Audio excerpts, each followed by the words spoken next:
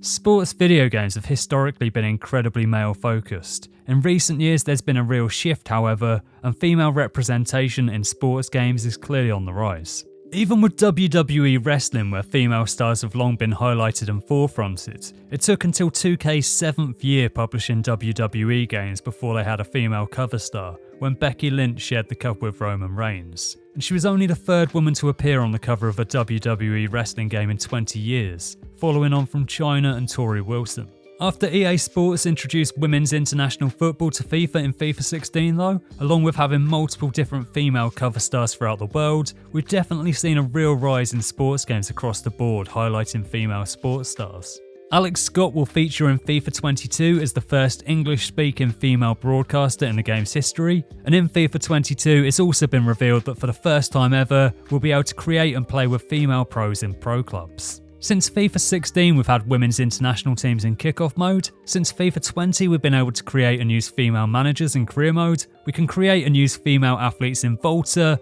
and hopefully it's now only a matter of time before we see women's club teams being added to the game too. And speaking of women's club football, Sports Interactive recently revealed that they'll be introducing women's football into Football Manager in the future. They don't wish to rush things and there's no official word on exactly when we'll be able to manage both men's and women's teams in the game, but work has already begun on building the database. They committed themselves to a multi-year project to make this happen. It's an incredibly positive move, and in the wider world of sport, it's also one that we've seen being undertaken by 2K in the last few years. In NBA 2K20, women's basketball featured in the game for the first time ever. In NBA 2K21, 2K added a new mode, the W, which was the first single-player career mode for a women's team sport. And in NBA 2K22, the game has its first ever female cover star in the form of Chicago Sky's Candace Parker. Female stars have long been highlighted in tennis games. We've also seen female fighters forefronted as cover stars in the UFC video games, and across the board there has now been a positive shift to help showcase the women's game throughout a variety of different sports. Manchester United brought back their women's team in 2018. Team GB recently sent more women than men to the Olympics for the first time in the 125-year history of the Olympics, and both in real-life sport and in sports video games, women's sports are becoming increasingly more popular, and global interest in women's sports is on the rise. Despite the positive steps that have very definitely been taken though, there's still plenty more that can be done, and plenty of scope for sports game developers to shine an even stronger spotlight on women's sport in the future. With FIFA, for example, despite women's national teams being added to the game back in FIFA 16, there hasn't really been a huge amount more that's been done with the women's game in the last 6 years. As I said before, women's club football is still not included in the game in any capacity, and for me, the next step that I'd like to see taken is for EA to include the Women's Super League and start building up a system of women's leagues around the world so that we can play with women's teams in FIFA career mode in the same way that we can women's basketball teams in NBA 2K. I'm definitely very curious to see what Sports Interactive can do with their implementation of women's football into the Football Manager series, and on that front, some of the responses to their declaration of intent to include women's football in the future have demonstrated exactly why it is so important that sports game developers continue to push the narrative forward when it comes to women's sport in video games. One sport, one game, as Sports Interactive so powerfully puts it in their official blog post on how they're introducing women's football into Football Manager, with studio director Miles Jacobson continuing that there's no hiding that there's currently a glass ceiling for women's football, and we want to do what we can to help smash through it. We believe in equality for all, and we want to be part of the solution. We want to be part of the process that puts women's football on an equal footing with the men's game. We intend to do everything we can to get women's football to where it deserves to be. They're such hard-hitting, heartfelt words that provide me with incredible hope and optimism for what Sports Interactive can do with the women's game in future Football Manager titles, and words that show that this is a company that truly cares about providing positive change. And these tweets pretty much sum up my view on why the introduction of women's football in Football Manager has the potential to be so huge. There have been so many players over the years that I've developed a real soft spot for due to how they perform for me in Football Manager.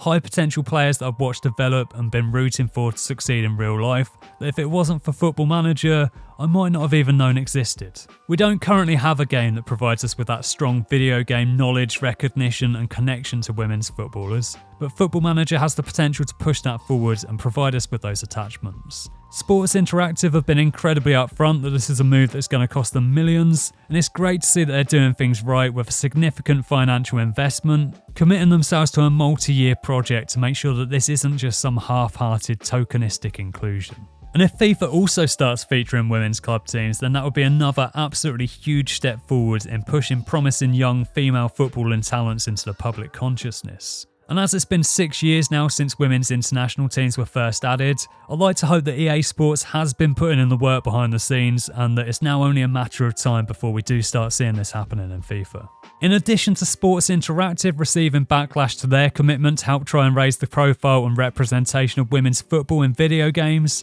Candace Parker being named as a cover star for NBA 2K22 was also confronted with some negativity from certain people, and people are right to be angry. She shouldn't just be featuring on the WNBA 25th Anniversary Special Edition of NBA 2K22, she should be standing proud alongside Luka Doncic as the joint cover star, not just hidden away on a North American GameStop exclusive edition. It's definitely fantastic that she's been named as a cover star, but for me the fact that it's been done in the way that it has is still slightly disappointing. As is Alex Scott's role as commentator for FIFA 22 that I mentioned before. On the surface, it's great to see progress being made with the first English-speaking female commentator in the history of FIFA, but Derek Ray and Stuart Robson will be the main commentary team, whilst Alex Scott will only provide goal updates for other matches taking place at the same time when you're playing career mode. Alex Scott will be replacing Alan McAnally as the goal commentator, so the positive here is that she does take the spot of a position previously occupied by a male commentator. Whilst Alex Scott's inclusion is definitely a great step forward for the representation of women in sport though, with it seeming fitting that the first female football pundit to be taken to the World Cup by the BBC should also become the first English-speaking female commentator in FIFA,